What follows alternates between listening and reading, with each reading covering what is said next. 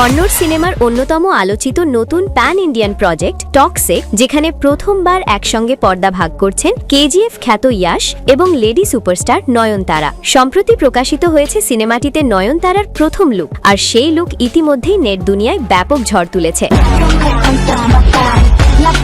প্রকাশিত পোস্টারে দেখা যাচ্ছে একটি ঝলমলে কিন্তু রহস্যে ঘেরা কাসিনোর প্রবেশদ্বারে অস্ত্র হাতে দাঁড়িয়ে আছেন নয়নতারা। তিনি অভিনয় করছেন গঙ্গা নামের এক জটিল ও প্রভাবশালী চরিত্রে। এই চরিত্রে নয়নতারা যেন ক্ষমতা, রহস্য আর আত্মবিশ্বাসের এক অনন্য মিশ্রণ। এটি নয়নতারার জন্য একেবারেই ভিন্ন ধরনের উপস্থিতি, যেখানে নেই প্রচলিত নায়িকা ইমেজ, বরং আছে শক্তিশালী ও নিয়ন্ত্রিত এক নারী চরিত্র।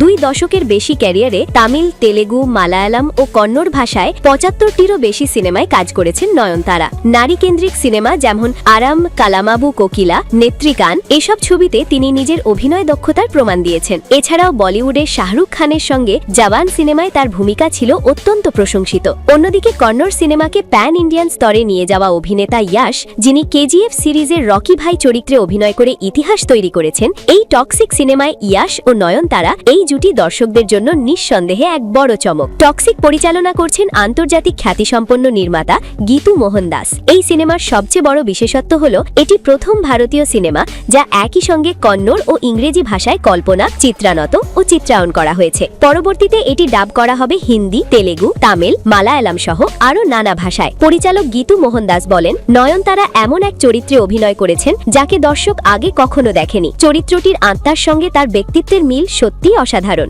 এই সিনেমায় আরও রয়েছেন কিয়ারা আদবানি নাদিয়া চরিত্রে, হুমা কুরেশি এলিজাবেথ চরিত্রে। সিনেমাটি প্রেক্ষাগৃহে মুক্তি পাবে আগামী 19শে মার্চ।